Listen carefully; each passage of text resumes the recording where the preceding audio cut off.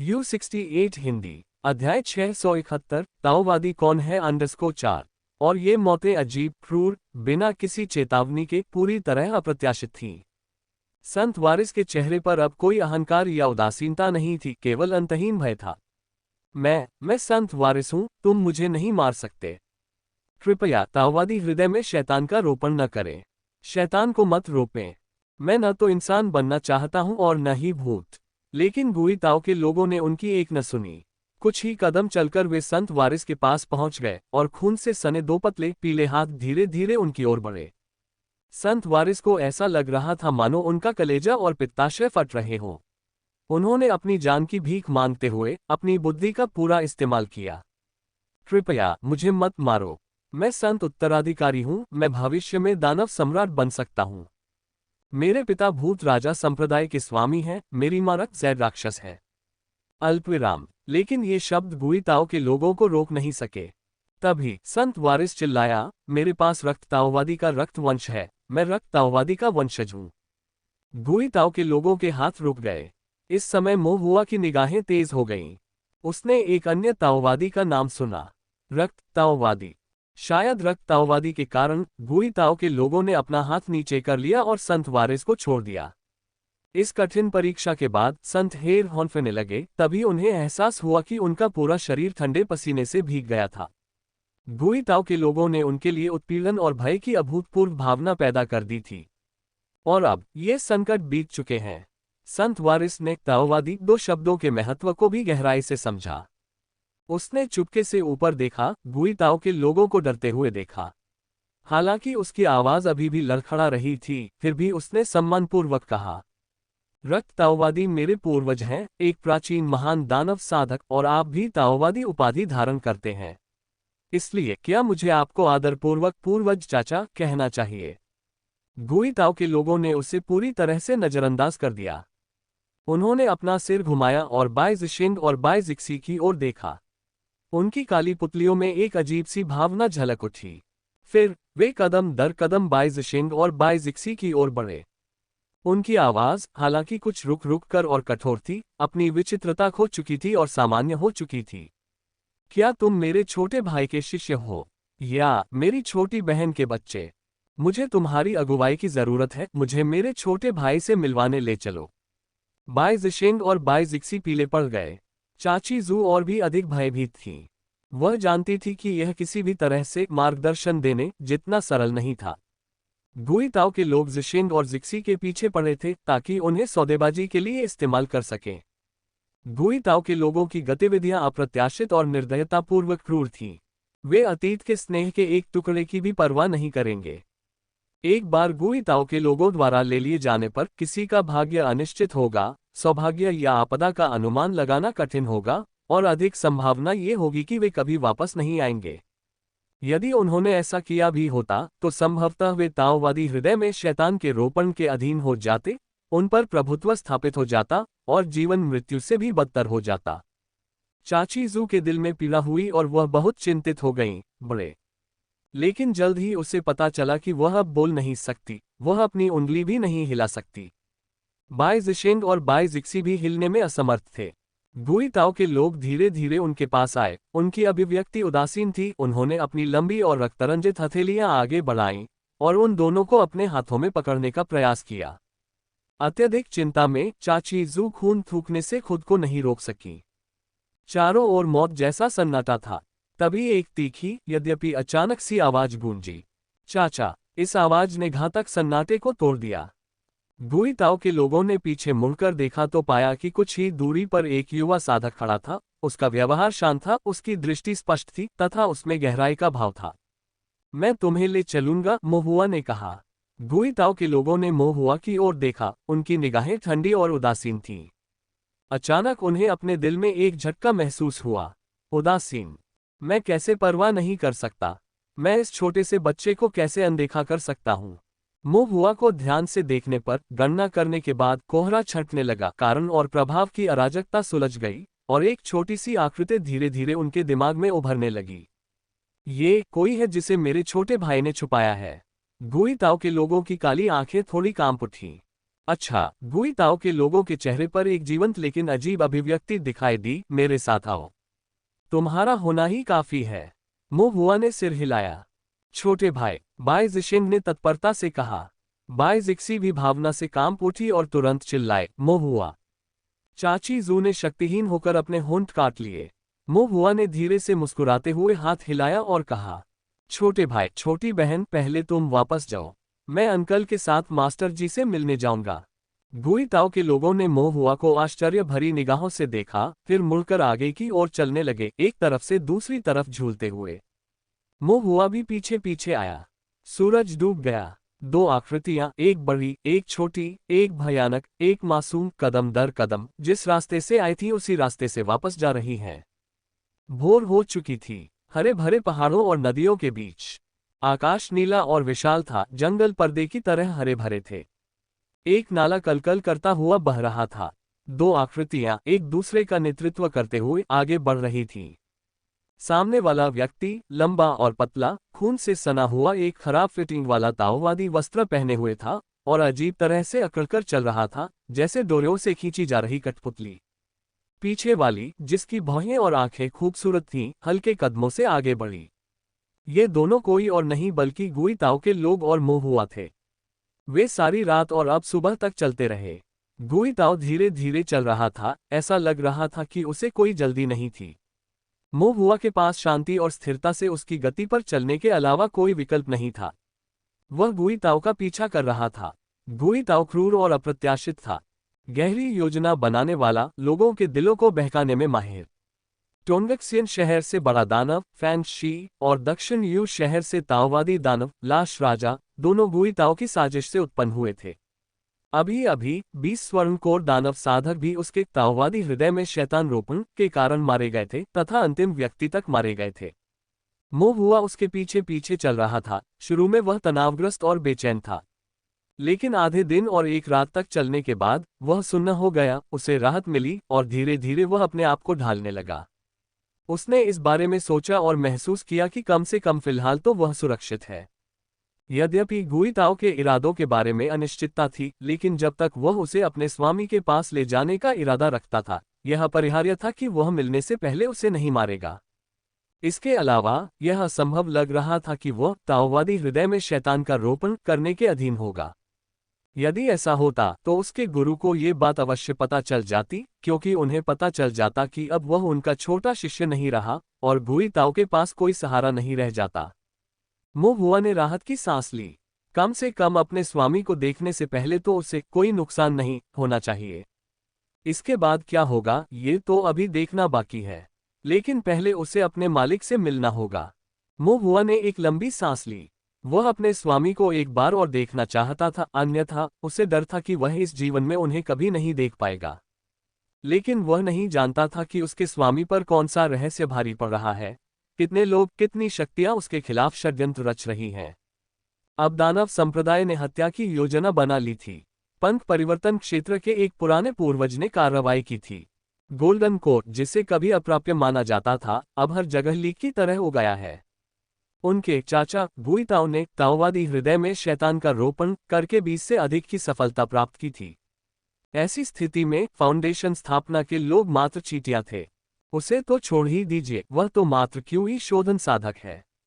दाली पर्वत पर हर जगह दानव संप्रदाय के साधकों के साथ वह अकेले ली पर्वत शहर में वापस नहीं जा सकता था। आत्मा शोधन बैनर को तोड़ सकता था, 5 तत्वों के पर्वत रक्षक गठन में प्रवेश कर सकता था और अपने गुरु को देख सकता था। केवल गुई ताओ का पीछा करके ही वह अंदर घुस सकता था। मो हुआ ने थोड़ा सिर हिलाया। गुई ताओ चाहता था कि वह आगे बढ़े और अपने गुरु को ढूंढे। वह भी चाहता था कि जब वह अपने मालिक से दोबारा मिलने जाए तो यह चाचा उसकी रक्षा करे। हालांकि उसके चाचा उसे मार भी सकते थे। जैसा कि यह था, जब तक वह उसके साथ रहेगा कोई भी उसे नुकसान नहीं पहुंचा सकता। आखिरकार वह दानव संप्रदाय का एक ताओवादी था जो एक ताओवादी दानव का पोषण कर सकता था।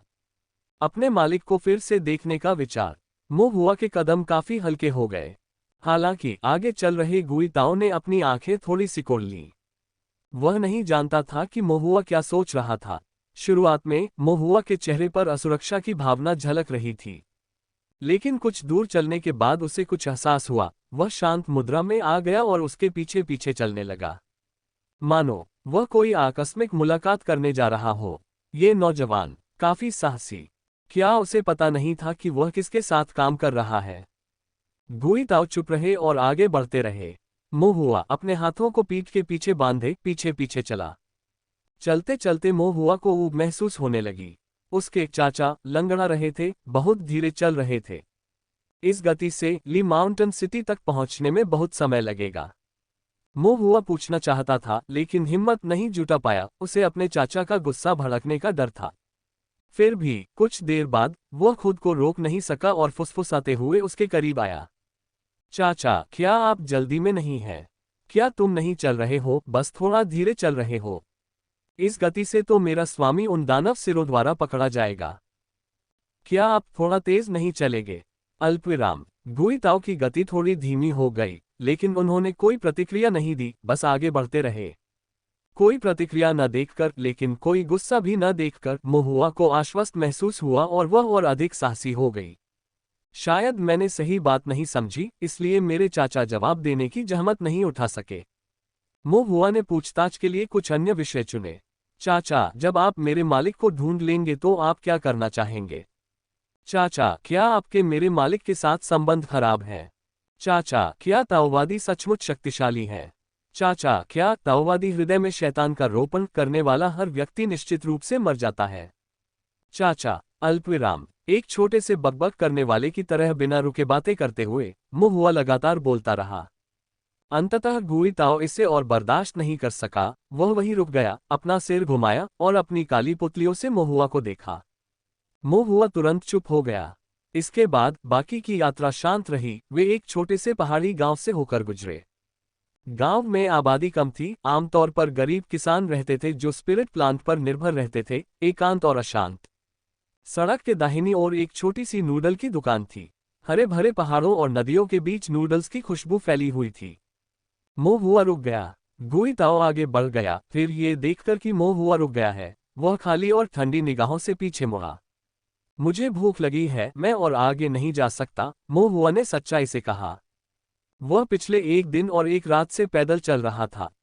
वह कोई शारीरिक साधक नहीं था और थोड़ी सी ताकत के साथ उसने यात्रा के तनाव को झेला था और उसे थकान महसूस नहीं हुई थी। लेकिन अब जब वह आराम कर चुका था और मोहक खुशबू को सूंघ चुका था, तो उसे बहुत भूख लगी और वह एक कदम भी नहीं चल सका। गुई ताओ ने मो हुआ की ओर देखा, उसकी अभिव्यक्ति जटिल हो गई। लेकिन मार नहीं सकते। ताओवादी हृदय में शैतान को रोकना भी नहीं हो सकता। यदि वह पेट भर खाना नहीं खाएगा तो वह आगे नहीं बढ़ पाएगा। गुई ताओ का चेहरा काफी देर तक उदास खड़ा रहा। उसके चेहरे पर कोई भाव या हरकत नहीं थी, लेकिन ऐसा लग रहा था जैसे उसने सचमुच आह भरी हो। फिर वह मुड़ा और छोटी सी नूडल की दुकान की ओर चल पड़ा। मो हुआ की आंखें चमक उठीं और वह तुरंत मुस्कुराने लगा। छोटी नूडल की दुकान एक दंपति द्वारा संचालित की जाती थी जो कि क्यूई साधना के ढीले अभ्यासी थे।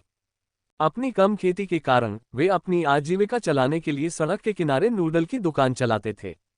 मो हुआ ने पहले ही अपनी दिव्य बुद्धि से उस स्थान की जांच कर ली थी तथा पुष्टि कर ली थी कि यह एक साधारण नूडल की दुकान है तथा वे दंपति केवल साधारण किसान हैं। वहां कुछ संरक्षक थे, जिनमें से अधिकतर आसपास के लूज कल्टीवेटर थे। कोई असामान्य बात नहीं थी। मो हुआ और उसका साथी अंदर आए। दुकान का मालिक, जो सादा सा दिखता था और मोटे कपड़े पहने था, उत्साहपूर्वक उनका स्वागत करने आया और पूछा, दोनों सम्मानित अतिथि क्या खाना पसंद करेंगे? अपनी बात समाप्त करने के बाद वह गुई ताओ के व्यक्तित्व पर नजर डालने ही वाला था। मो हुआ जल्दी से आगे बढ़ा, अपना छोटा सा हाथ हिलाकर उसका ध्यान अपनी ओर खींचा ताकि वह गुई ताओ की ओर न देख सके। फिर उसने 2 स्पिरिट स्टोन निकाले और साफ आवाज में कहा, 2 कटोरे नूडल्स और जल्दी से कृपया। मो हुआ ने इस पर गहराई से सोचा था। नूडल्स के लिए स्पिरिट स्टोन्स का भुगतान उसे स्वयं ही करना पड़ा। चाचा की इस हालत को देखते हुए यह असंभव था कि वे पैसे देने की पेशकश करते। उसने चाचा को पैसे देने की भी हिम्मत नहीं की। चाचा का मूड अप्रत्याशित था।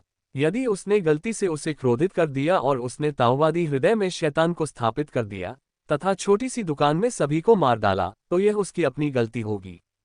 स्पिरिट स्टोन्स को देखकर दुकानदार की आंखें चमक उठी, लेकिन वह थोड़ा परेशान भी लग रहा था। छोटे भाई, 2 स्पिरिट स्टोन थोड़े ज्यादा हैं, 2 कटोरी नूडल्स की कीमत इतनी नहीं है। ठीक है, मोहुआ ने हाथ हिलाया। बस थोड़ी और टॉपिंग डाल दो। इसके साथ ही दुकान मालिक ने 1000 धन्यवाद के साथ खुशी से स्वीकार कर लिया। दुकानदार के हाव भाव देखकर मोहुआ को अकारण भावुकता महसूस हुई। अब उसके लिए 2 आत्मा पत्थर वास्तव में ज्यादा नहीं थे, लेकिन इन निम्न स्तर के ढीले साधकों के लिए ये पूरे दिन की कमाई का प्रतिनिधित्व कर सकता है। इस दुनिया में कुछ लोग आत्मा पत्थरों से इतने समृद्ध हैं कि वे बिना सोचे समझे उन्हें बर्बाद कर देते हैं। अन्य लोग चुटकी काटते और खुरचते हैं, दिन प्रतिदिन सावधानी से जीते हैं। मोहुआ ने आह भरी। गुई ताओ के चेहरे का भाव थोड़ा बदल गया और मोहुआ की ओर आश्चर्य से देखा गया। इसके बाद वे दोनों अपनी सीटों पर बैठ गए। दुकान के अंदर कुछ और ग्राहक भी मौजूद थे। मोहुआ ने जानबूझकर एक एकांत कोना चुना और यहां तक कि अपने छोटे शरीर का उपयोग गुई ताओ के व्यक्ति को रोकने के लिए किया ताकि वह दूसरों को न देख सके और वे उसे न देख सकें। गुई ताओ का व्यक्तित्व उदासीन और उदासीन प्रतीत हो रहा था। ये ढीले किसान चींटियों की तरह थे, उनके ध्यान के लायक नहीं थे। जल्द ही दुकानदार उनके लिए नूडल्स ले आया। नूडल्स का हिस्सा बहुत स्वादिष्ट था और टॉपिंग भी भरपूर थी, यहां तक कि मांस के 2 स्लाइस भी थे। यह आध्यात्मिक मांस की बजाय राक्षस जानवर के मांस जैसा लग रहा था, थोड़ा सा खेल जैसा, लेकिन अधिक तीखा नहीं, बहुत अधिक कोमल नहीं, लेकिन खाने योग्य। बेशक इसकी तुलना मां द्वारा बनाए गए भोजन से नहीं की जा सकती, लेकिन स्वाद अच्छा था। नूडल्स सुगंधित थे, सूप मजबूत था। मोहुआ कभी भी खाने में नखरेबाज नहीं था और भूख से व्याकुल होकर उसने कटोरा पकड़ा और गर्म गर्म नूडल्स को निगल गया। थोड़ी देर खाने के बाद मोहुआ ने ऊपर देखा तो पाया कि गुई ताओ के व्यक्ति ने उसकी चॉपस्टिक को छुआ तक नहीं था। मोहुआ ने सोचते हुए नूडल्स खाना जारी रखा। उसका ये चाचा, जिसने ताओवादी हृदय में शैतान को स्थापित किया है और किसी और के शरीर का उपयोग कर रहा है, उसे मृत व्यक्ति माना जाना चाहिए।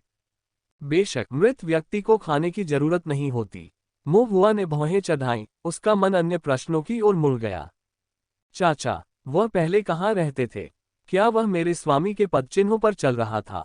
उन्होंने मालिक के स्थान पर नजर रखना और योजना बनाना कब शुरू किया? और दाली पर्वत पर उनका प्रकट होना एक संयोग मात्र था। उसने छोटे भाई और बहन का पता कब लगाया? कुछ काटने के बाद मोहुआ खुद को रोक नहीं सका और चुपके से गुई ताओ के व्यक्ति की ओर देखा, फुसफुसाते हुए। चाचा, दाली पर्वत पर वापस? क्या आप पहले से ही पास में थे? फिर देखा कि संत वारिस ने हमें घेर लिया।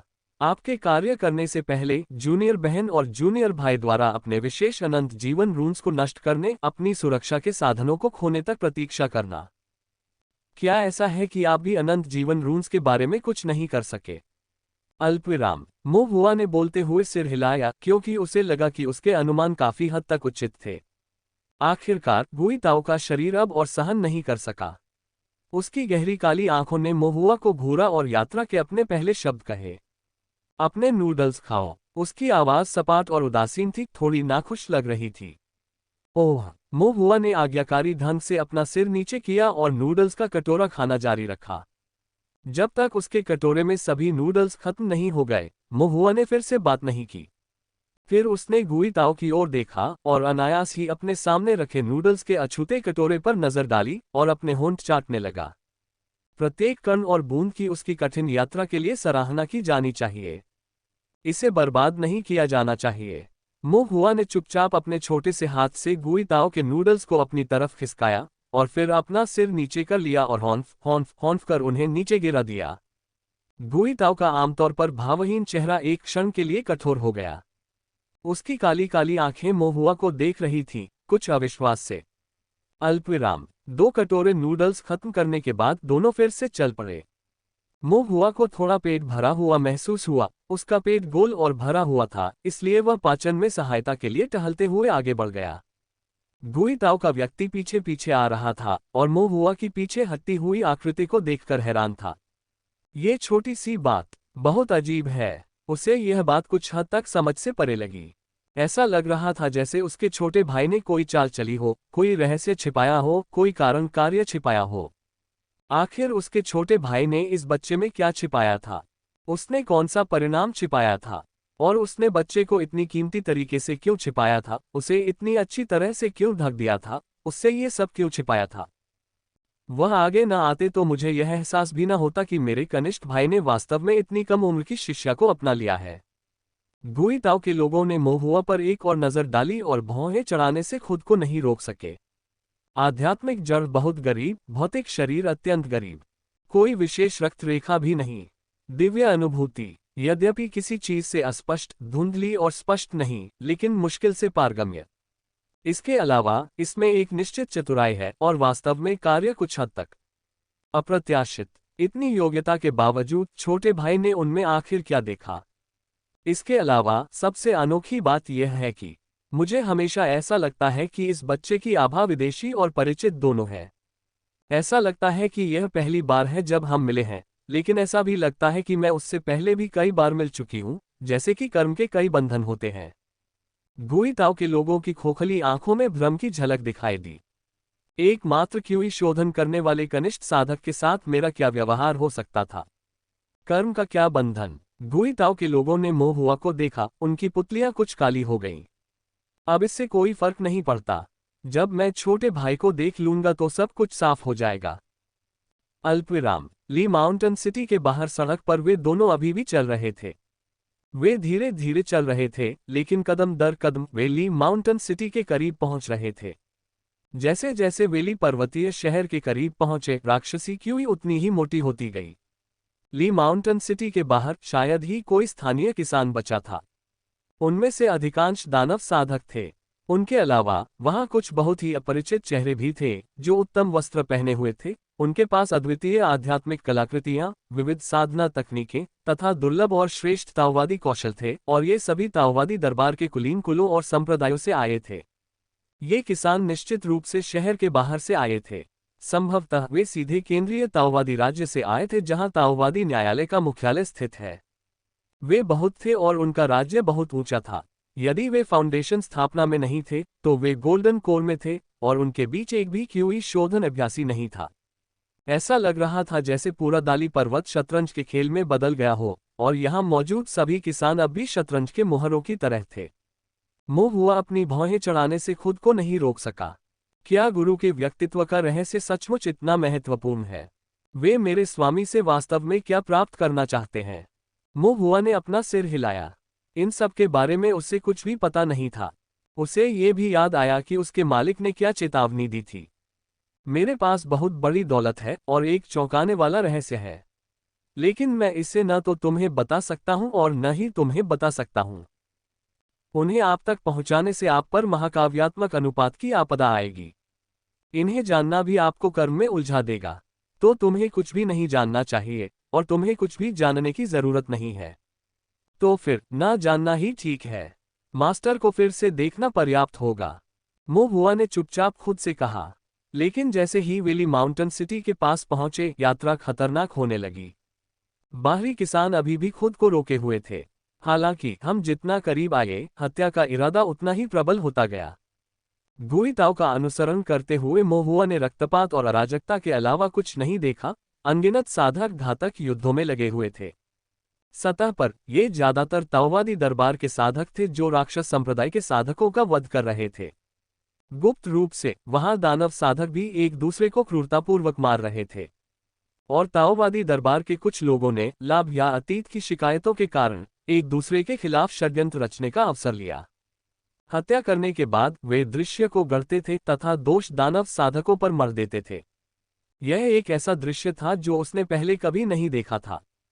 धर्मी दाओ ईमानदार है और दानव पथ राक्षसी है, लेकिन इस समय धार्मिकता और राक्षसीपन के बीच बहुत कम अंतर प्रतीत होता है। मोहुआ ने देखा और अपना सिर हिलाया। मानव हृदय वास्तव में बहुत जटिल है, और उसकी अपनी स्थिति भी नाजुक होती जा रही थी, क्योंकि वह गुई ताओ का पीछा कर रहा था। गुई ताओ की आभा उदास और अजीब थी, और बिना देखे ही यह स्पष्ट था कि वह एक दानव साधक था। मोहुआ एक बच्ची थी, दिखने में मासूम और भोली भाली, लेकिन खून खराबे से भरी इस जगह पर एक विचित्र दिखने वाले ताओवादी का पीछा करना स्पष्ट रूप से असामान्य था।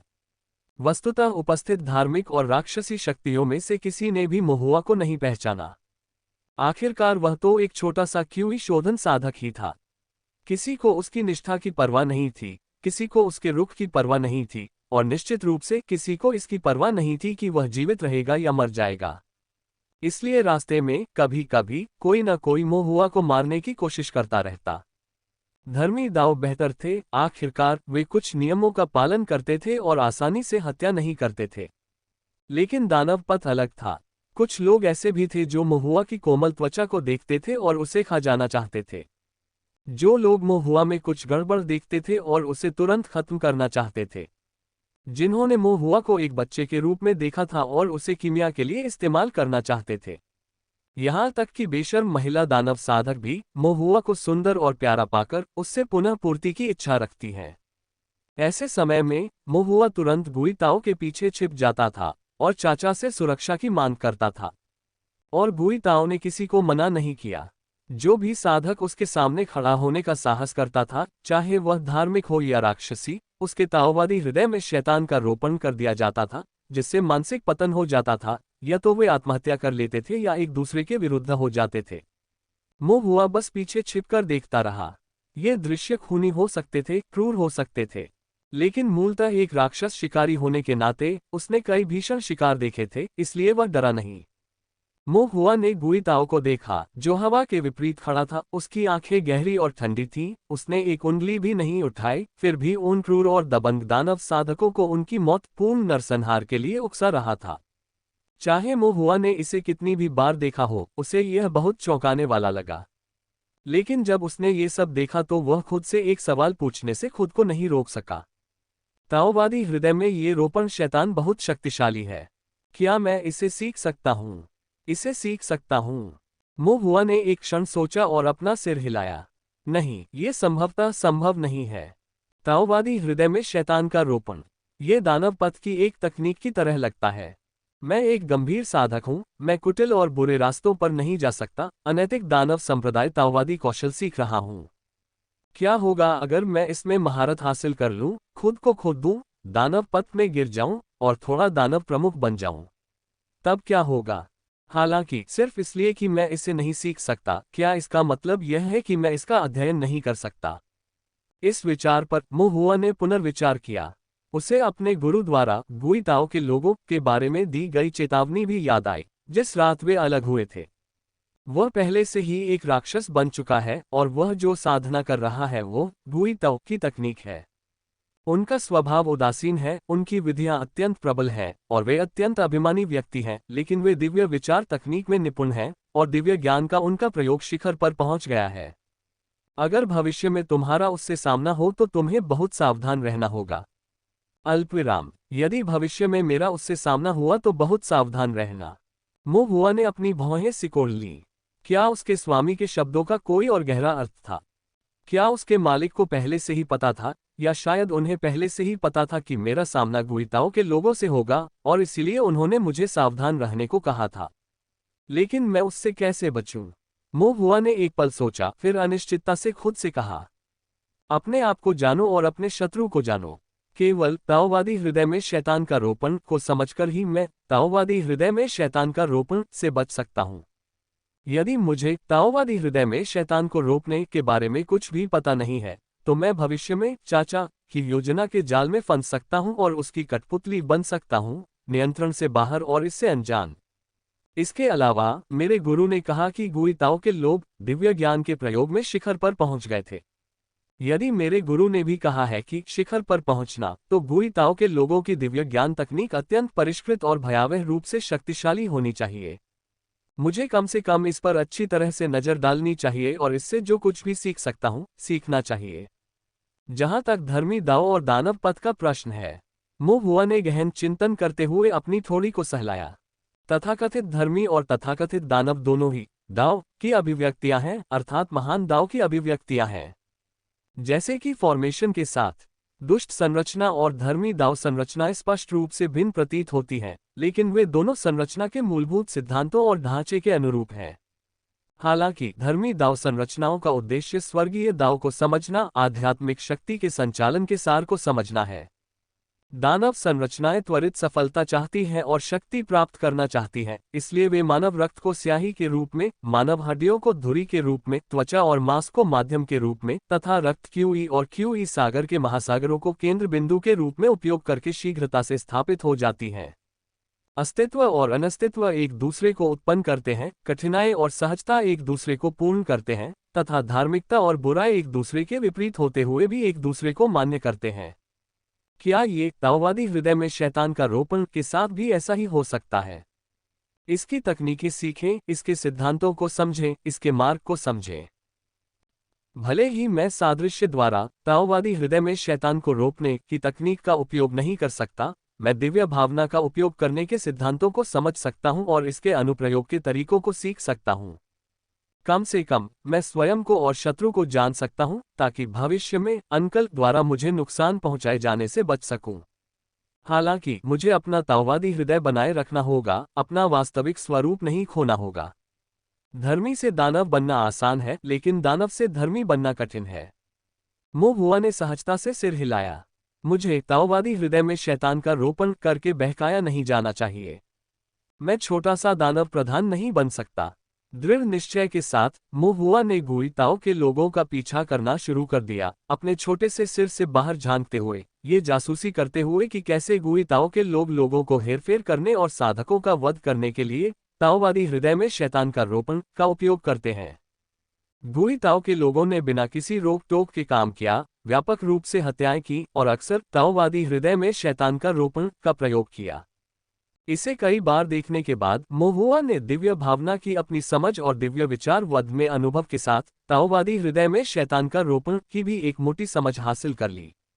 यह एक ऐसी तकनीक थी जो सुनने में साधारण लगती थी, देखने में अजीब लगती थी, विचार करने पर भयावह लगती थी तथा इसे इतनी ठंडी और क्रूर दक्षता के साथ क्रियान्वित किया जाता था कि यह लगभग असाध्य हो जाती थी। यह एक दानवपद दिव्य विचार तकनीक थी।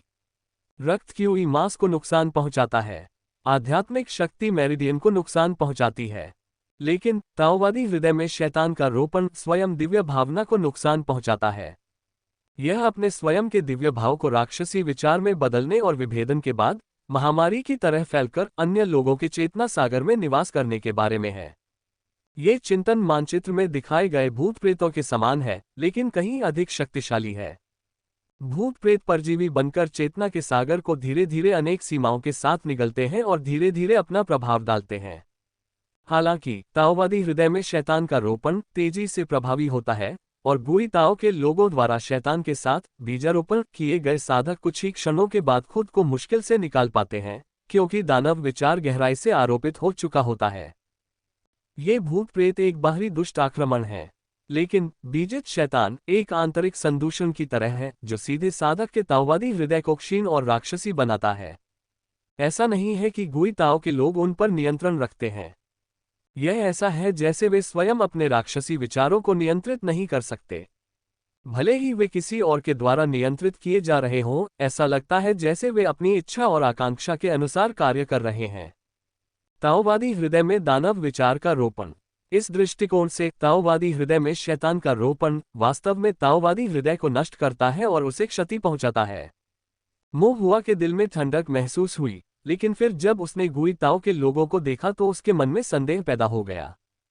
ताओवादी हृदय में शैतान का रोपण राक्षसी विचार विभेदन, लेकिन सच्चे गुई ताओ के लोग कहाँ हैं, या यूं कहें कि गुई ताओ के लोगों का मूल राक्षसी विचार।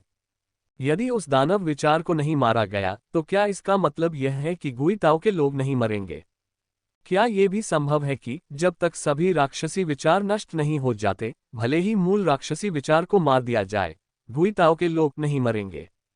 क्या इसका मतलब यह नहीं है कि वे सचमुच अमर होंगे? मो हुआ बहुत दुखी हो गया। मेरा ये चाचा जितना मैंने सोचा था उससे कहीं अधिक भयानक लगता है। इस विचार पर मो हुआ ने आगे विचार किया। ऐसे भयानक चाचा के साथ ऐसे शक्तिशाली ताओवादी हृदय में शैतान का रोपण, मुझे इसका बारीकी से अध्ययन करना होगा। अपने विचारों से विवश होकर मो हुआ ने अनायास ही अपना छोटा सा सिर हिलाया और फिर गुई ताओ के लोगों को चुपके से देखना जारी रखा। लेकिन इस बार उसने और भी अधिक ध्यान से देखा और भी अधिक खोज की। सबसे पहले ताओवादी हृदय में शैतान का रोपण करने के लिए एक माध्यम की आवश्यकता होती है। आंखें, कान, नाक, जीभ, शरीर और मन सभी माध्यम हो सकते हैं। रूप, ध्वनि, गंध, स्वाद, स्पर्श और घटनाएं ये सभी मार्ग हैं। कुछ साधकों को गुई ताओ के लोगों को एक नजर देकर ही बीज दिया गया, अन्य को उनकी बातें सुनकर। कुछ लोग गुई ताओ के लोगों से निकलने वाली खून की गंध को सूंघकर, अन्य लोग उनके खून का स्वाद चखकर। बैकवर्ड कुछ ने गुई ताओ के लोगों से लड़ाई की थी और उनके घातक पीले, थोड़े सड़ते हुए मांस के संपर्क में आ गए थे, जिससे उनका ताओवादी हृदय टूट गया और वे कठपुतलियों में बदल गए।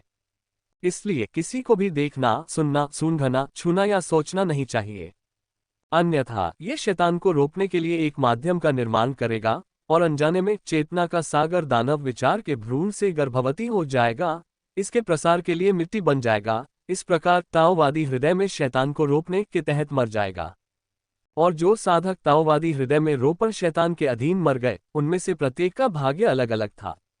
निम्न लोकों वाले साधकों के लिए केवल एक दृष्टि ही उनके ताओवादी हृदय को कलंकित कर सकती है, जिससे वे एक दूसरे का वध करने के लिए प्रेरित हो सकते हैं। रास्ते में जितने भी तुच्छ राक्षस साधक थे, उन सभी को चाचा ने इस तरह मार डाला। उच्च लोकों के लोगों के निकट संपर्क से दानव विचार परजीवी हो जाते हैं।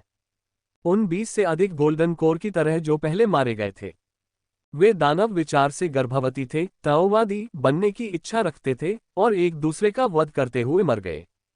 इससे भी ऊंचे लोगों के लिए, जैसे संत वारिस के बगल में बूढ़ा आदमी जिसने घंटी प्रकट की, रक्त वस्त्र पहना और एक काली राक्षस तलवार पकड़ी, उसका स्वभाव दृढ़ था और उसकी साधना उच्च थी, जिससे उससे निपटना आसान नहीं था। चाचा के पास बोलने के अलावा कोई विकल्प नहीं था।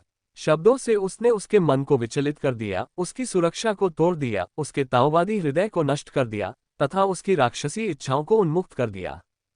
इसे सहन न कर पाने के कारण वृद्ध व्यक्ति ने स्वयं ही अपनी मृत्यु का कारण बना लिया। लेकिन क्या होगा यदि वहां और भी उच्च स्तर की साधना वाले लोग हों? अब जब चाचा ने राक्षस विचार को आश्रय दे दिया है, तो क्या सचमुच वह कुछ नहीं कर सकता? मोहुआ ने इसके बारे में सोचा लेकिन समझ नहीं सका। स्वर्गीय जिंदान चरण में रक्त वस्त्रधारी वृद्ध व्यक्ति सर्वोच्च क्षेत्र का साधक था, जिसे मोहुआ ने ताओवादी हृदय में रोपण शैतान के अधीन मरते देखा था। उसने अभी तक चाचा को उच्च लोकों के साधकों के विरुद्ध कार्रवाई करते नहीं देखा था। संदर्भ न होने के कारण वह आगे विश्लेषण नहीं कर सका। हालांकि ये बात उससे बहुत दूर थी, इसलिए मोहुआ ने इस पर अधिक ध्यान नहीं दिया। महत्वपूर्ण बात यह थी कि मूल बातों और उदाहरणों से शुरुआत की जाए तथा ताओवादी हृदय में शैतान के रोपण का धीरे धीरे विश्लेषण किया जाए। बहुत कुछ देखने के बाद मोहुआ धीरे धीरे ताओवादी हृदय में प्लांटिंग डेविल का उपयोग करने के तरीकों से अधिक परिचित हो गया। यद्यपि इसका बाह्य स्वरूप जटिल और अप्रत्याशित था, इसका सार अभी भी दिव्य भावना का हेरफेर था। मोहुआ को एक क्षण के लिए स्पष्टता का अनुभव हुआ, लेकिन फिर भी उसे स्पष्ट रूप से महसूस हुआ कि उसने उस सीमा को पार नहीं किया है तथा ताओवादी हृदय में शैतान को स्थापित करने की अवधारणा को पूरी तरह से नहीं समझा है। उसे और अधिक निरीक्षण करने और अधिक सीखने और अधिक सोचने की आवश्यकता थी। हर बार जब गुई ताओ के लोग ताओवादी हृदय में प्लांटिंग डेविल के साथ किसी को मारते थे, तो मोहुआ की समझ और गहरी हो जाती थी। शुरुआत में गुई ताओ के लोग पूरी तरह से अनजान थे। बाद में ताओवादी हृदय में प्लांटिंग डेविल का उपयोग करके कुछ राक्षस साधकों को मारने और मोहुआ की असामान्य चुप्पी को देखने के बाद उन्होंने मुड़कर देखा तो मोहुआ उनकी बड़ी बड़ी आंखों से उन्हें घूर रहा था। ऐसा प्रतीत होता है कि आप नोट्स ले रहे हैं, गणना कर रहे हैं, सीख रहे हैं और किसी चीज का सारांश बना रहे हैं। पहले तो वह विचारशील था, फिर धीरे धीरे प्रबुद्ध हो गया, उसकी आंखें अधिक से अधिक चमकदार होती गईं। गुई ताओ की काली पुतलियां कांप उठीं, वह पूरी तरह से सदमे में था। आखिर यह छोटा सा प्राणी चुपके से क्या सीख रहा था? ताओवादी हृदय में शैतान को गुप्त रूप से सीखना। आखिर उसके कनिष्ठ को ऐसा पागलपन भरा दुष्ट छोटा शिष्य कहां से मिला? गुई ताओ के लकड़ी जैसे चेहरे का भाव बदल गया, लेकिन अंततः वह फिर से शांत हो गया। उन्होंने कुछ नहीं कहा, लेकिन उसके बाद से वे अपने कार्यों में और अधिक संयमित हो गए। अब लापरवाही से हत्या नहीं होगी। ताओइस्ट हॉट में प्लांटिंग डेविल का भी बहुत कम प्रयोग किया गया था। यहां तक कि जब इनका प्रयोग किया गया तो केवल सबसे सरल और प्राथमिक तरीकों का ही प्रयोग किया गया। मोहुआ ने यह देखा और संकोच से पूछा, चाचा, ये राक्षस साधक गुरु के पीछे पड़े हैं, क्या आप उन्हें मार नहीं डालेंगे? लेकिन गुई ताओ के लोग उदासीन थे, उन्हें पूरी तरह से नजरअंदाज कर रहे थे। मुंह हुआ ने आह भरी, ये समझते हुए कि गुई ताओ के लोग उसके खिलाफ पहरा दे रहे थे। उसे छिपाकर रखना, उसे देखने नहीं देना। मुंह हुआ को थोड़ा बुरा लगा और वह खुद से बड़बड़ाया, चाचा सचमुच कंजूस है। वे उसे कैसे देखने नहीं दे सकते थे? वह अभी तक पूरी तरह से समझ नहीं पाया था। लेकिन मुंह हुआ कुछ नहीं कर सका। अगर वे मुझे देखने नहीं देंगे तो वे नहीं देंगे। वह केवल ताओवादी हृदय में शैतान के रोपण के दृश्यों को याद कर सकता था, जिसे उसने देखा था, और जब उसके पास करने के लिए कुछ नहीं होता था तो वह उन्हें अपने दिमाग में बार बार घुमाता था, सावधानीपूर्वक अनुमान लगाता था, अपने चाचा के शिखर तक पहुंचने के तरीकों से कुछ दिव्य इंद्रिय हेरफेर मंत्र बिंदुओं को समझने की कोशिश करता था, केवल मूल बातें सीखता था। अल्पविराम। दोनों अभी भी ली माउंटेन सिटी की ओर जा रहे थे। कुछ दिन बाद एक शाम मुंह हुआ गुई ताओ के लोगों के पीछे पीछे एक पुराने मंदिर तक गया। कोई नहीं जानता था कि यह मंदिर किसे समर्पित था। ये लंबे समय से उपेक्षित था और खंडहर में था, जिसके दरवाजे और खिड़कियां टूटी हुई थीं। और किसी कारण से गुई ताओ के लोग रात के लिए इस जीर्ण मंदिर में रुकने पर अड़े थे। जैसे जैसे शाम नजदीक आती गई, चांदनी ठंडी और साफ होती गई। जब पहाड़ी हवा गुजरी तो उसमें ठंडक थी। मुंह हुआ ने जमीन पर एक गर्म अग्नि संरचना बनाई, जिससे वह गर्मी के लिए आग जला सके और साथ ही जंगली शकरकंद, जंगली रतालू और रास्ते में पकड़ी गई कुछ मछलियों को भी उस पर भून सके। भूनते समय उसने कई कदमों की आवाज सुनी। ऐसा प्रतीत होता है कि कुछ लोग मंदिर की ओर आ रहे थे। उसी समय कुछ अस्पष्ट आवाजें भी सुनाई दी। शायद वापस चला जाऊं। क्या आप तैयार हैं? कोई विकल्प नहीं। डाली पर्वत के पास स्थिति बहुत अस्त व्यस्त है। अब यह ऐसी जगह नहीं रही जहां हम रुक सकें, और इसके अलावा यंग मास्टर यून किसी भी दुर्घटना का जोखिम नहीं उठा सकते। युवा मास्टर यून। मुंह हुआ चौंक गया। उन लोगों की आवाजें करीब आ गईं। मुंह हुआ ने उन्हें कुछ हद तक पहचान लिया, एक बुजुर्ग, एक मध्यम आयु वर्ग और एक युवा। ऐसा लग रहा था कि ये वही 3 लोग थे जिनसे उसकी मुलाकात साउथ यू सिटी में हुई थी, जो यंग मास्टर यून के साथ थे। वरिष्ठ, आपको मेरी चिंता करने की जरूरत नहीं है। मैं क्या बात कर रही हो? तुम्हारे पिता ने तुम्हें मेरी देखभाल में सौंपा है। अगर तुम अपनी जान गंवा दोगी तो मैं उन्हें कैसे समझाऊंगी? मेरी राय में, यदि हम सावधानी से काम करें तो हमारे पास अभी भी एक अवसर हो सकता है। यह मध्यम आयु वर्ग के किसान की आवाज थी। क्या आप खतरे से बाहर निकलने का रास्ता नहीं बता सकते? अगर मैं गणना करने में सक्षम नहीं होता तो मैं यहां नहीं रहना चाहता। दिनों में बहुत घबराया हुआ और बेचैन महसूस कर रहा हूं, मानो कोई बड़ी मुसीबत आने वाली हो। मैं रातों को सो नहीं पा रहा हूं, इसलिए मैं यहां से जाना चाहता हूं। प्रस्थान करने के बाद हम अवसर खो देंगे। इच्छाधारी सोच में लिप्त मत होइए। यहाँ दाली पर्वत पर असली दानव सिर अभी तक नहीं आया है। क्या ऐसा नहीं है कि हमारे ताओवादी दरबार में कोई महान साधक नहीं है? ये वैसा नहीं है तुम। जब वे बातें कर रहे थे, वे जीर्ण शीर्ण मंदिर में चले गए, और जैसे ही उन्होंने ऊपर देखा, वे मोह हुआ और एक अन्य व्यक्ति को देखकर चौंक गए। गुई ताओ के लोग छाया में बैठे थे, अस्पष्ट और अस्पष्ट। मुंह हुआ आग के पास तपते हुए एक गर्म अग्नि संरचना बना रहा था। उसका छोटा सा चेहरा आग की रोशनी से चमक रहा था, लाल हो गया था। उसके मुंह में मीठे आलू भरे हुए थे और उसके गाल फूले हुए थे। मुंह हुआ को याद आया कि उस दुबले पतले बूढ़े आदमी का उपनाम वेन लग रहा था। मुंह हुआ और उसके साथी को देखकर उसने आश्चर्य से हाथ जोड़कर अभिवादन किया। हम वहां से गुजर रहे थे और रात भर यहीं रुकना चाहते थे। इस घुसपैठ के लिए हम क्षमा चाहते हैं। बोलने के बाद दुबले पतले बूढ़े आदमी ने मुंह हुआ की ओर देखा। वह कुछ उलझन में था।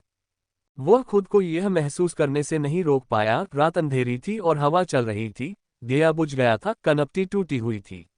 मुंह हुआ, वह बच्चा, अपना खाना भूनते हुए बेपरवाही से खाता हुआ अजीब सा लग रहा था। फिर भी उसी समय उसे लगा कि मुंह हुआ कुछ हद तक परिचित लग रही थी। ऐसा लग रहा था कि उसने उसे पहले भी कहीं देखा था, और यह प्रभाव बहुत गहरा रहा होगा। लेकिन उसे याद नहीं आ रहा था कि कहाँ। मुंह हुआ भी थोड़ा आश्चर्यचकित था। इन तीनों ने उसे पहचाना नहीं, लेकिन अब इससे कोई फर्क नहीं पड़ता था। हालात ऐसे थे कि एक दूसरे को न पहचानने का नाटक करना ही बेहतर था।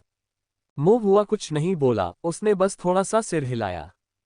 दुबले पतले बूढ़े व्यक्ति ने पुनः हाथ जोड़कर धन्यवाद दिया, जबकि अधेड़ उम्र का किसान घमंड से बैठ गया। जहां तक युवा मास्टर यून का प्रश्न है, उन्होंने भी मोहुआ की ओर असमंजस से देखा, लेकिन एक संक्षिप्त नजर डालने के बाद भी उन्हें पहचान न पाने के कारण उन्होंने अपना धन्यवाद व्यक्त करने के लिए विनम्रतापूर्वक झुककर प्रणाम किया। मोहुआ को यंग मास्टर युन बहुत स्पष्ट रूप से याद था।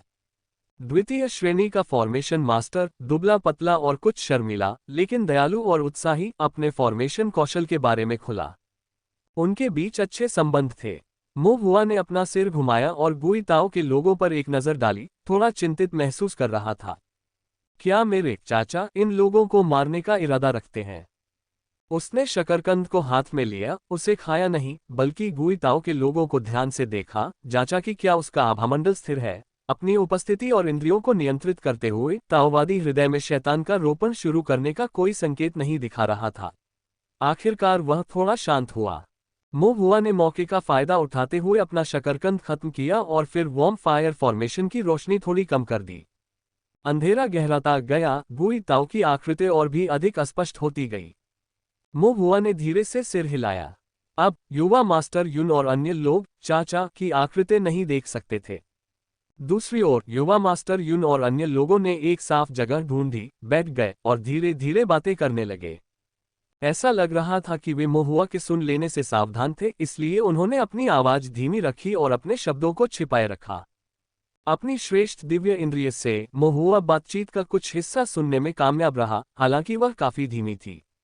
ऐसा लग रहा था कि दुबला पतला बूढ़ा आदमी जाना चाहता था, मध्यम आयु वर्ग का साधक असहमत था और युवा मास्टर यून हिचकिचा रहा था। वह जाना चाहता था लेकिन किसी बात पर हिचकिचा रहा था, अनिच्छुक लग रहा था। तब अधेड़ उम्र के किसान ने दुबले पतले बूढ़े व्यक्ति का मजाक उड़ाया, जितना बूढ़ा होता जाता है उतना ही काया होता जाता है। दुबले पतले बूढ़े आदमी ने जवाब दिया, सतर्क रहने के कारण ही मैं इतने लंबे समय तक जीवित रहा हूं।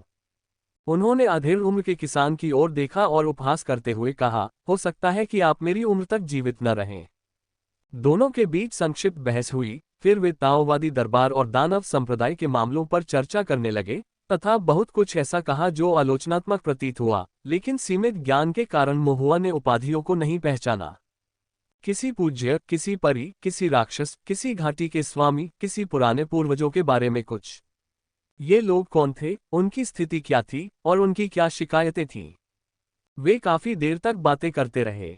मोहुआ को इन लोगों के बारे में पता नहीं था और वह ऐसी बातें सुन रहा था, ज्यादातर पारिवारिक विवाह, कुल की पदोन्नति, पूर्वजों के स्मरणोत्सव, दफन के बारे में। ये सब बहुत ही साधारण लग रहा था और वह झपकी लेने लगा।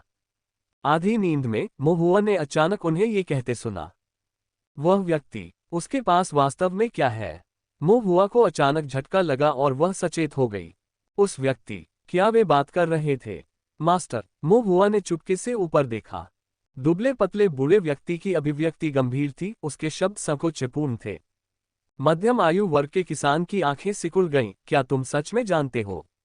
दुबला पतला बूढ़ा आदमी चुप रहा। मध्यम आयु वर्ग का किसान अधीर हो गया, ये बात यहां तक आ गई है, अब बोलो। युवा मास्टर युन भी उत्सुक लग रहे थे।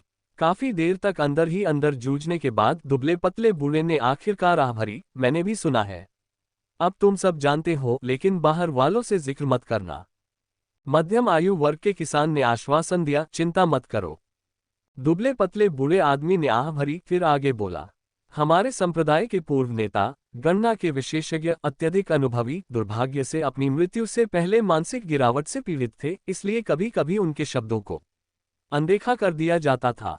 वह अपने पूर्ववर्ती का अनादर नहीं करना चाहते थे, इसलिए उन्होंने बहुत ही मधुर भाषा में बात की। एक दिन उसने अनजाने में कुछ बता दिया जो मैंने सुन लिया। उन्होंने कहा, वो व्यक्ति जो रहस्य रखता है उसमें शामिल है बैक रूइंस हेवन ब्यूरियल, वापस खंडहर स्वर्ग दफन। इसका क्या मतलब था? मोहुआ ने भौहें चढ़ाईं। अचानक ही चारों ओर का माहौल बदल गया। मोहुआ चौंका, गुई ताओ के लोगों की ओर मुड़ा और उसके चेहरे पर सदमे का भाव था। रात के अंधेरे में गुई ताओ के लोगों ने अपनी आंखें खोल ली थीं, उनकी पुतलियां अंधेरे से भी गहरी थीं, उनकी आभा में उतार चढ़ाव थे और 6 धूलों में एक उत्परिवर्तन हुआ था। वह हत्या का इरादा रखता था। दुबले पतले बूढ़े व्यक्ति को अचानक एक अजीब सी घबराहट महसूस हुई, लेकिन जल्द ही घबराहट बिना किसी निशान के गायब हो गई, मानो यह उसकी ओर से एक क्षणिक भ्रम मात्र था।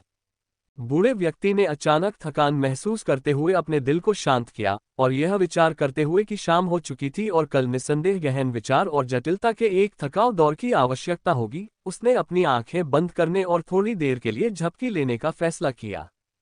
हालांकि जैसे ही वह जागने और नींद के बीच झूलने लगा, जैसे ही वह झपकी लेने वाला था, उसे अचानक भूख लगी और उसने अपने भंडारण बैग से कई उपवास की गोलियां निकाली और उन्हें चबाने से खुद को नहीं रोक सका। लेकिन महुआ, जो बगल से देख रहा था, और अधिक आश्चर्यचकित हो गया, क्योंकि वह स्पष्ट रूप से देख सकता था कि दुबला पतला बूढ़ा आदमी जो चबा रहा था वह उपवास की गोलियां नहीं, बल्कि उसकी अपनी उंगलियां थीं। वह अपनी उंगलियां चबा रहा था और उन्हें अपने मुंह में डाल रहा था। उसके मुंह के कोनों से खून टपक रहा था। उसकी चबाई हुई उंगलियों पर हड्डियां दिखाई दे रही थीं। इस बीच मध्यम आयु वर्ग के किसान का ध्यान भंग हो गया और उसने चाकू निकालकर अपनी गर्दन पर रख लिया। युवा मास्टर युन ने अपनी छाती पर वार करने के लिए तलवार निकाली। ये ताओवादी हृदय में शैतान का रोपण था। चाचा इन तीनों को मारना चाहते हैं। जल्दबाजी में महुआ के विचार तेजी से दौड़ने लगे, क्योंकि उसे पिछले कुछ दिनों में ताओवादी हृदय में शैतान को रोकने के बारे में जो कुछ भी सीखा था वह सब याद आ गया, और एक गंभीर नजर के साथ उसने तेजी से कुछ स्ट्रोक लगाए, जिससे जमीन पर गर्म आग के गठन के पैटर्न में बदलाव आया। एक बार जब गर्म अग्नि संरचना पैटर्न को बदल दिया गया तो ये तुरंत संघर्ष में आ गया और एक पल में आत्मविनाश हो गया। एक धमाके के साथ संरचना फट गई, जिससे एक तीखी ध्वनि निकली।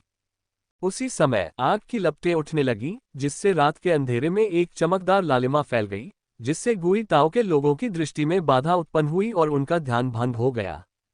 इसने उनके ताओइस्ट हॉट में प्लांटिंग डेविल को भी तोड़ दिया। शोरगुल से चौंककर तीनों दुबले पतले बूढ़े होश में आए। सभी कुछ हद तक स्तब्ध दिखाई दे रहे थे। दुबले पतले बूढ़े व्यक्ति को अपने हाथ में तेज दर्द महसूस हुआ और जब उसने नीचे देखा तो उसकी उंगलियां खून से सनी हुई और कटी हुई थीं, तथा उनकी सफेद हड्डियां दिखाई दे रही थीं, जिससे उसके दिल में घबराहट की लहर दौड़ गई। क्या हो रहा है? क्या हुआ? उसने इधर उधर देखा और ठीक उसी समय उसने देखा कि उसके सामने बैठा बच्चा उनकी ओर थोड़ी सी उत्सुकता से देख रहा है। उसका छोटा सा मुंह खुल रहा है और बंद हो रहा है। वह बिना कोई आवाज किए कुछ कह रहा है, मानो किसी चीज से सावधान हो। दर्द के बावजूद दुबले पतले बूढ़े व्यक्ति ने ध्यान केंद्रित किया, अपनी भौहें सिकुड़ते हुए कुछ देर तक उसे देखा और फिर बच्चे के होठों की हरकत से समझ गया कि वह क्या कह रहा था। वह दो शब्द कह रहे थे, जल्दी छोड़ें, जल्दी छोड़ें, जल्दी छोड़ें। दुबला पतला बूढ़ा आदमी पहले तो चौंका, फिर उसकी आंखें चौड़ी हो गईं।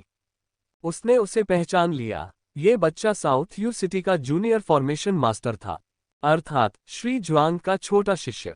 अब वह एक तीव्र निगाह से उन्हें चुपचाप संकेत दे रहा था कि वे जल्दी से चले जाएं। दुबले पतले बूढ़े के दिल में एक सिहरन दौड़ गई और एक ठंडी लहर सी उमड़ पड़ी। दरवाजे में घुसते ही उसे अचानक परछाई में छिपे ताओवादी का ख्याल आया। वह अपना सिर घुमाकर देखना चाहता था, लेकिन उसने बलपूर्वक अपने आप को रोक लिया। वर्षों की गणना से प्राप्त अंतर्ज्ञान ने फुसफुसा कर कहा कि यह व्यक्ति कपटी है और इसकी ओर नहीं देखा जाना चाहिए। सहज रूप से दुबले पतले बूढ़े व्यक्ति ने अपने भंडारण बैग में रखे 3 प्रतिभाओं के भविष्य कथन वाले तांबे के सिक्कों को उठाया, लेकिन उन्हें छूने पर उसने महसूस किया कि वे बिखरे हुए और खंडित थे, और करीब से जांच करने पर उसकी पुतलियां सदमे से फैल गईं। टूटा हुआ 3 प्रतिभा भविष्यवाणी तांबे के सिक्के, पूरी तरह से चकनाचूर। क्या ये जीवन मरण का संकट इतना गंभीर था कि 3 प्रतिभाओं वाले भविष्य कथन तांबे के सिक्के भी इसका सामना नहीं कर सके? जल्दी छोड़ें। दुबले पतले बूढ़े व्यक्ति ने कांपते हाथों से मध्यम आयु वर्ग के किसान और युवा मास्टर युन को मजबूती से पकड़ लिया। उसकी आंखों में अभी भी अघोषित आतंक था। युवा मास्टर युन और मध्यम आयु वर्ग के साधक को समझ में नहीं आ रहा था कि क्या हो रहा है। जब वे पूछने ही वाले थे तो दुबले पतले बूढ़े व्यक्ति ने उनकी ओर सिर हिलाया। चौंककर उन्हें एहसास हुआ कि उनका व्यवहार असामान्य था और इस जीर्ण शीर्ण मंदिर में खतरा और भयावहता थी, इसलिए उन्होंने गंभीरतापूर्वक सहमति में सिर हिलाया। बिना देर किए तीनों ने अपनी ऊर्जा पर काबू पाया और जल्दी से उठे। बिना कोई आवाज किए वे चुपचाप चले गए। गुई ताओ की आंखें हल्की सी झपकीं, लेकिन तीनों के चले जाने के बाद भी कोई और अजीब बात नहीं हुई। उसने केवल मोहुआ की ओर अर्थपूर्ण दृष्टि से देखा। मोहुआ ने अपना सिर खुजलाया और शर्म से मुस्कुराते हुए कहा, चाचा, मैं फॉर्मेशन में अच्छी तरह से महारत हासिल नहीं कर पाया, ये हाथ से फिसल गया था। गुई ताओ का चेहरा उदासीन था, स्पष्ट रूप से वह महुआ की बकवास पर विश्वास नहीं कर रहा था। लेकिन उन्होंने कुछ और नहीं कहा और ध्यान जारी रखने के लिए अपनी आंखें बंद कर लीं। यह देखकर महुआ ने राहत की सांस ली। सौभाग्य से चाचा उससे सावधान थे और उन्होंने केवल सबसे सरल और सही ताओवादी हृदय में शैतान का रोपण का प्रयोग किया। युवा मास्टर युन और अन्य लोगों पर इसका प्रभाव गहरा नहीं था। यदि उन्होंने अधिक गहन शैतान रोपण तकनीक का उपयोग किया होता तो ये परेशानी का कारण बन सकता था। यदि वह उन्हें बचाना भी चाहता तो यह उसकी क्षमता से परे होता। ये देखकर कि वे तीनों बहुत दूर चले गए थे, महुआ को भी राहत महसूस हुई, लेकिन फिर उसे याद आया कि बूढ़े ने क्या कहा था। पीछे स्वर्ग के दफन का खंडहर। बैक रूइंस कौन सी जगह है? स्वर्गीय दफन का क्या अर्थ है? क्या ये किसी विशाल अवसर, किसी प्राचीन रहस्य, किसी विरासत, किसी साधना तकनीक या शायद से संबंधित है? एक गठन। महुआ ने उलझन में अपना सिर हिलाया। इसे भूल जाओ, बहुत ऊंचा लक्ष्य न रखना ही बेहतर है। उसके गुरु ने कहा था कि ऐसे अवसरों में बहुत बड़ा कर्म शामिल होता है और एक क्षण की लापरवाही घातक संकट का कारण बन सकती है। उसके लिए अभी यह न जानना ही बेहतर है। महुआ ने खुद को सिर हिलाया। इसके बाद उन्होंने खेद के साथ वॉर्मफायर फॉर्मेशन के अवशेषों की ओर देखा। संरचना के आत्मा विनाश का अर्थ ये भी था कि उसके भुने हुए शकरकंद, आलू, जंगली फल और यहां तक कि एक बड़ी मछली भी जल गई, जो सब कोयले में बदल गई। बड़ी मछली लगभग तैयार थी और उसे उसकी खुशबू आ रही थी। इतनी देर पकने के बाद भी उसे एक निवाला भी नहीं मिला था। मेरी मछली। महुआ को थोड़ा दिल टूटा हुआ महसूस हुआ और वह आह भरने से खुद को नहीं रोक सकी। फिर उसने एक नया गर्म अग्निस्वरूप बनाया और अपने भंडारण बैग से शेष शकरकंदों को बाहर निकाला, बिना किसी परेशानी के, और उन्हें भूनना जारी रखा। अल्पविराम। तीनों दुबले पतले बूढ़े आदमी रात के अंधेरे की परवाह किए बिना जल्दी से टूटे हुए मंदिर से निकल पड़े और 2 घंटे तक चलते रहे और केवल तभी रुके जब वे काफी दूर चले गए। बैकवर्ड मध्यम आयु वर्ग के किसान ने एक सांस ली और पूछा, आखिर हुआ क्या? बुजुर्ग के हाथ से अभी भी खून टपक रहा था। उसने कुछ औषधीय चूर्ण निकाला, हाथ पर छिड़का और कुछ गोलियां निगल लीं। तब जाकर उसके रंग में थोड़ा सुधार आया। जीर्ण शीर्ण मंदिर में हुई घटना को याद करके आज भी उसकी रूह कांप जाती है। उसने मुड़कर उन दोनों आदमियों की तरफ देखा और कांपती आवाज में कहा, 3 प्रतिभाओं का भविष्य बताने वाला तांबे का सिक्का टूट गया। हम तीनों लगभग मर गए। युवा मास्टर युन चौंक गए। मध्यम आयु वर्ग के किसान ने अपनी भौहें सिकोड़ते हुए कहा, यह इतना भयावह नहीं हो सकता। क्या तुम्हें वह बच्चा याद है जो टूटे हुए मंदिर में आग जलाकर ताप रहा था? बच्चा आग के पास ताप रहा है। मध्यम आयु वर्ग का साधक रुक गया, सोचते हुए उसकी भौहें सिकुड़ गईं। फिर जब उसे याद आया तो उसके चेहरे के भाव बदल गए। वह जूनियर फॉर्मेशन मास्टर है। युवा मास्टर युन को भी याद आया, उनकी आंखें चमक उठी, वह भाई लिटिल मो है। फिर वह खुद से बुदबुदाया, अजीब बात है, मुझे पहले क्यों याद नहीं आया? क्षीण वृद्ध ने आह भरी। यह बालक उनका शिष्य हो सकता है। अपनी छोटी उम्र के बावजूद वह निश्चित रूप से असाधारण है। टूटे हुए मंदिर में हम अनजाने में एक हृदय राक्षस से पीड़ित हो गए। ये वह बच्चा था जिसने असामान्य आवाज निकाली जिससे हम जाग गए। बाद में उन्होंने ही हमें तेज दौड़ने की याद दिलाई। अन्यथा इस बार शायद अच्छाई से ज्यादा दुर्भाग्य होता। अल्पविराम। मध्यम आयु वर्ग के साधक को कुछ संदेह हुआ, उस टूटे हुए मंदिर में किस प्रकार का खतरा था। क्षीण वृद्ध भी संदेह से भरा हुआ था। खतरा क्या था? वे हृदय राक्षस से क्यों पीड़ित थे? क्या यह उस ताओवादी द्वारा बिछाया गया जाल था? वे पूरी तरह से अनजान क्यों थे? बुजुर्ग ने अपने दिमाग पर जोर डाला और अचानक उसे झटका सा महसूस हुआ। उसे मंदिर के कोने में बैठे ताओवादी की याद आई, जो छाया में छिपा हुआ था और स्पष्ट रूप से दिखाई नहीं दे रहा था। उसके मन में एक वर्जित शीर्षक उभरा।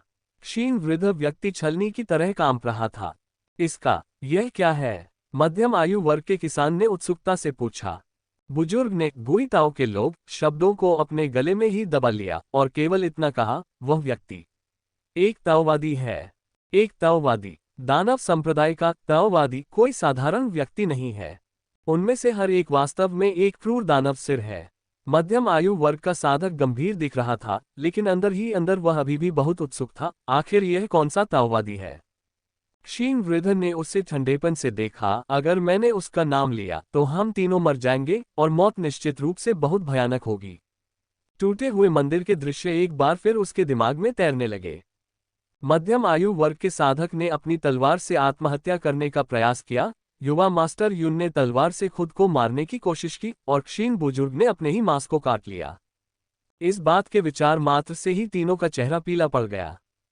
मध्यम आयु वर्ग के किसान ने आगे कुछ पूछने की हिम्मत नहीं की। क्षीण वृद्ध ने सोचते हुए भौहें चढ़ाईं, फिर अचानक जैसे उसे कोई रहस्योद्घाटन हुआ हो, उसने कहा, यही बात है। मध्यम आयु वर्ग का किसान आश्चर्यचकित हो गया, यह क्या है? बुजुर्ग की भावनाएं उफान पर थीं। उन्होंने जल्दी से कहा, क्या आपको याद है, जब हम दक्षिण यू शहर में दाखिल हुए थे और पहाड़ियों के ऊपर लाश क्यूई को महसूस किया था, तो मेरी भविष्यवाणी के बाद मैंने क्या कहा था? मध्यम आयु वर्ग के किसान ने कुछ देर सोचा और फिर अपना सिर हिलाया। आप देवताओं और भूतों के बारे में बहुत कुछ बोल रहे थे, आपने इतना कुछ कहा, मुझे कैसे याद आया कि आप किन शब्दों का उल्लेख कर रहे थे? हालांकि युवा मास्टर यून विचारमग्न लग रहे थे। वरिष्ठ वेन, क्या आप किसी अच्छे काम की बात कर रहे हैं? उसे बुजुर्ग के शब्द धुंधले से याद आ गए। इन दिनों मुझे कभी कभी एक भयानक पूर्वाभास महसूस होता है।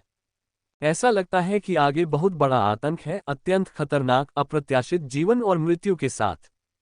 फिर भी अगर हम लाशों की खदान को दबा सकें, साउथ यू शहर को बचा सकें, यहाँ तक कि राज्य की सीमा के पार के किसानों को भी बचा सकें, तो शायद हम एक पुण्य का काम कर पाएं। इससे हमें जीवन मरण की स्थिति में आशा की एक किरण मिल सकती है। बुजुर्ग की निगाहें तेज हो गईं। अब ऐसा लगता है ये कारण और प्रभाव इस बच्चे के माध्यम से प्रकट हुआ है। अगर हमने दक्षिण यू शहर में मदद की पेशकश नहीं की होती, अराजकता को शांत नहीं किया होता और यह अच्छा काम नहीं किया होता, तो इस बच्चे को नहीं जानते। तो फिर आज इस बच्चे को बचाए बिना अगर हमारे शरीर को दफनाने के लिए कोई जगह न होती तो हम मर जाते।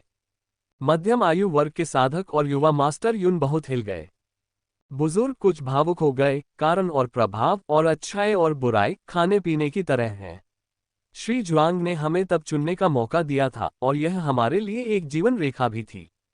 श्री जुआंग। तीनों ने अपने हृदय में आश्चर्य और जटिलता दोनों महसूस की। एक क्षण बाद युवा मास्टर यून को कुछ याद आया और अचानक उन्होंने आग्रहपूर्वक कहा, अगर वह ताओवादी एक दानव प्रमुख है तो भाई लिटिल मो।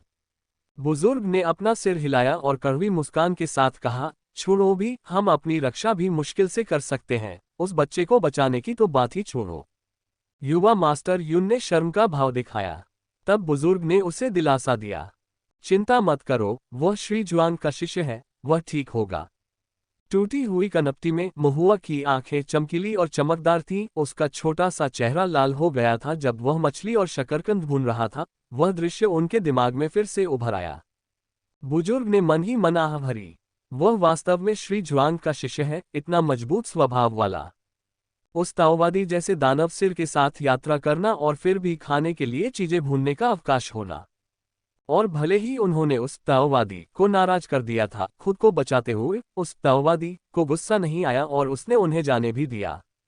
बुजुर्ग को ये बात कुछ अविश्वसनीय लगी। स्वर्गीय रहस्यों की भविष्यवाणी करने में निपुण उनके वंश ने लंबे समय से उस ताओवादी की कुख्यात क्रूरता के बारे में सुना था।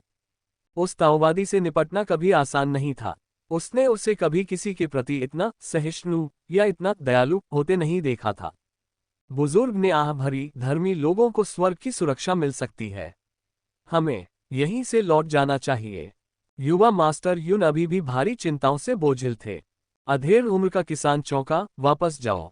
कहाँ वापस? दुबले पतले बुजुर्ग ने झुंझलाकर कहा, जिस रास्ते से आए थे उसी रास्ते से वापस चले जाओ। अधेड़ उम्र का किसान चिंतित था, अवसर का क्या हुआ? अब तुम्हें इसकी जरूरत नहीं, इतनी सारी मुसीबतों के बाद। दुबले पतले बुजुर्ग ने व्यंग्य किया, समझते नहीं हो, यह मामला अब हमारे बस का नहीं रहा, या यूं कहें कि यह शुरू से ही हमारी पहुंच में नहीं था। हम तो केवल सूचना एकत्र करने के लिए भेजे गए मोहरे थे और अब जब खबर वापस भेज दी गई है तो स्वाभाविक रूप से हमसे ऊपर के लोग अगली चाल की योजना बनाएंगे। दाली पर्वत का क्षेत्र जल्द ही या बाद में एक बूचड़खाने में बदल जाएगा। अगर हम और अधिक समय तक यहीं रहेंगे तो हमारे पास जीवन के लिए कोई रास्ता नहीं बचेगा। मध्यम आयु वर्ग के साधक ने भौहें चढ़ाईं, रहस्यमयी दानव पूर्वज के कारण। दुबले पतले बुजुर्ग ने आह भरी, सिर्फ इतना ही नहीं। वह जीर्ण शीर्ण मंदिर की ओर देखने लगा। उसकी निगाहें निराशा और भय की परत से ढकी हुई थीं। ताओवादियों की उपस्थिति का अर्थ है कि दानव पथ के असली दानव प्रमुख भी आ रहे हैं। यद्यपि दानव संप्रदाय को ताओवादी न्यायालय द्वारा दबा दिया गया था और कई वर्षों तक निष्क्रिय रहा, लेकिन इसकी शक्ति गहन थी। ये निश्चित रूप से रहस्यमय दानव पूर्वज की तरह केवल एक पंथ परिवर्तन क्षेत्र के पुराने दानव तक ही सीमित नहीं थी। तीनों को ये बात समझ आ गई। फिर भी अवसर का सामना करते हुए मध्यम आयु वर्ग का किसान अभी भी कुछ हिचकिचा रहा था। दुबले पतले बुजुर्ग ने ठंडे स्वर में कहा, तुम जाओ या नहीं, मुझे परवाह नहीं, लेकिन मैं जा रहा हूं। अधेड़ उम्र का साधक अचंभित रह गया, फिर भौहें चढ़ाकर बोला, तुम कैसे जा सकते हो? हमारा समझौता हुआ था और मैंने तुम्हें ढेर सारे स्पिरिट स्टोन दिए थे। मैं तुम्हें आत्मा पत्थर वापस दे दूंगा। मध्यम आयु वर्ग के साधक के चेहरे पर द्वंद्व था। वह काफी देर तक अंदर ही अंदर संघर्ष करता रहा, फिर अंततः उसने आह भरी, ऐसा नहीं है कि मैं आत्मा पत्थरों से अलग होने के लिए अनिच्छुक हूं। छोड़ो इससे, चलो चलें। वह जानता था कि बुजुर्ग की भविष्यवाणी के कारण वे रास्ते में आने वाले खतरे को सुरक्षा में बदलने में सक्षम हो गए थे। बुजुर्ग के बिना उसे यकीन नहीं था कि वह दाली पर्वत से अकेले जीवित बाहर निकल पाएगा। वह आत्मा पत्थर भी नहीं चाहता था, वह इसे अच्छे कर्म की स्थापना के रूप में सोचता था। मध्यम आयु वर्ग का साधक कुछ हद तक निराश था। मैंने पहले सोचा था कि मुझे अपना भाग्य बदलने का अवसर मिल सकता है, लेकिन अब मैं कियान राज्य में वापस लौट सकता हूं और अपने अनुशासित प्रशिक्षक बन सकता हूं। फिर वह उस बुजुर्ग के पीछे पीछे वापस चला गया। कुछ कदम चलने के बाद दुबला पतला बुजुर्ग अचानक रुक गया, जीर्ण शीर्ण मंदिर की ओर देखने लगा और गंभीर भाव से झुककर अपने हृदय में सच्चे मन से प्रार्थना करने लगा। युवा मित्र खतरे को सुरक्षा में बदल दे और उसे असीम मार्ग प्राप्त हो। अगर किसी दिन मौका मिला तो मुझे इस जीवन रक्षक कृपा का बदला चुकाना होगा। युवा मास्टर युन ने भी ईमानदारी से प्रणाम किया। मध्यम आयु वर्ग के किसान ने आह भरी और यद्यपि कुछ अनिच्छुक था, फिर भी उसने श्रद्धापूर्वक प्रणाम किया। इसके बाद वे तीनों धीरे धीरे दाली पर्वत और विवाद के स्थान को छोड़कर दूर चले गए। अल्पविराम। मोह हुआ इसके ठीक विपरीत था। वह न केवल वहां से निकल नहीं सका, बल्कि उसे गुइताओ के लोगों के साथ कदम से कदम मिलाकर ली माउंटेन सिटी की ओर बढ़ना पड़ा और खूनी तूफान में और भी गहराई तक प्रवेश करना पड़ा। टूटे हुए मंदिर को छोड़ने के बाद मोहुआ को अंततः ली माउंटेन सिटी के सामने पहुंचने में 1 दर्जन दिन और लग गए। वह अभी भी शहर से दसियों मील दूर था और दूर से ही वह आसमान को ढकने वाले रक्त के झंडे और खून का विशाल समुद्र देख सकता था। ठीक वैसा ही दृश्य जैसा उसने उस दिन ली माउंटेन सिटी से निकलते समय देखा था। मालिक। मोहुआ चिंतित हो गया और गुइताओ से पूछा, चाचा, क्या अब हम शहर में प्रवेश करने जा रहे हैं? गुइताओ भावशून्य दिख रहे थे। मोहुआ को आश्चर्य नहीं हुआ। वह अपने चाचा की चुप्पी का आदी हो चुका था, खासकर जब बात उनसे बात करने की आती थी। मोहुआ को कोई आपत्ति नहीं थी। जब आप किसी दूसरे व्यक्ति को बदल नहीं सकते तो आपको उसके साथ तालमेल बिठाना सीखना होगा। वह अपने चाचा की खोखली और उदासीन अभिव्यक्ति तथा उन गहरी काली आंखों से कुछ हद तक समझ गया था कि वह क्या कहना चाहते थे। अब की तरह चाचा का चेहरा काला पड़ गया था और वे अप्रसन्न दिख रहे थे, जिसका मतलब था, शहर में प्रवेश नहीं कर रहा हूं। मोहुआ ने फिर पूछा, शहर में प्रवेश नहीं कर रहे? तो फिर हम कहां जा रहे हैं? गुइताओ की गहरी काली आंखें मोहुआ पर टिकी थीं। पहाड़ों में, मोहुआ ने अनुमान लगाया। गुइताओ की अभिव्यक्ति रुक गई। मोहुआ ने फिर पूछा, हम पहाड़ों में क्या कर रहे हैं? गुइताओ की पुतलियां काली पड़ गईं और उसका चेहरा और भी गहरा हो गया। मोहुआ समझ गया, चाचा चाहते थे कि वह चुप रहे। मोहुआ ने आज्ञाकारी भाव से सिर हिलाया और बिना कुछ कहे चुपचाप उसके पीछे चल दी। दरअसल गुइताओ उसे पहाड़ों में एक चट्टान तक ले गया। ये चट्टान ली माउंटेन सिटी के बाहर थी। आसपास की चट्टानें ऊबड़ खाबड़ थीं और वनस्पतियां मुरझा गई थीं। मोहुआ ने मानचित्र की समीक्षा की और पाया कि उस पर अंकित चिन्हों के अनुसार इस स्थान को ड्राई वुड क्लिफ कहा जाता था। यद्यपि आसपास का वातावरण हरे भरे पहाड़ों और घास से भरा हुआ था, परंतु यह विशेष स्थान वनस्पति से रहित था। मोहुआ ने अपने दिव्य ज्ञान को आसपास के वातावरण की जांच करने के लिए जारी किया और पाया कि यहाँ की ऊर्जा अलग थलग थी, जैसे कि इसमें एक भयावह शक्ति छिपी हुई थी, जिसके कारण चट्टानें नंगी और जीवन से रहित थीं। चाचा, मुझे यहाँ क्यों लाए हैं? मोहुआ ने गुइताओ की ओर देखा।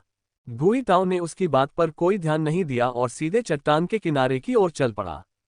मोहुआ चौंका, क्या अंकल चट्टान से कूदने का इरादा रखते हैं? फिर उसने देखा कि गुई ताओ आगे बढ़ा, दुनिया उलट गई और पहाड़ और नदियां उलट गईं। जो मूलतः उसके पैरों के नीचे की जमीन थी, वह अचानक मुड़ गई और आकाश में तैरने लगी, जिससे एक विशाल पत्थर का महल बन गया, जिसमें कठोर इमारतें और राक्षसी छायाएं थीं। मुंह हुआ चौंक गया, क्या यह एक भ्रम सरणी है? और यह वास्तविकता से लगभग अप्रभेद्य था, निश्चित रूप से द्वितीय श्रेणी या शायद तृतीय श्रेणी का गठन था। क्या यह भ्रम जाल एक दानव महल छुपा रहा था? क्या यह दानव साधकों का अड्डा था? इसके अलावा ऐसा प्रतीत होता था कि दानव महल काफी समय से वहां मौजूद था। ऐसा प्रतीत होता था कि किसी ने बहुत पहले ही पंचतत्व संप्रदाय के बाहर सूखी लकड़ी की चट्टान पर इस दानव गुफा की स्थापना की थी। गुई ताओ ने मोहुआ की ओर देखा। मोहुआ को एहसास हुआ कि अंकल का मतलब था, मेरे पीछे आओ। मोहुआ ने आज्ञाकारी ढंग से सिर हिलाया और गुई ताओ के पीछे पीछे पत्थर की सीढ़ियों से होते हुए दानव महल में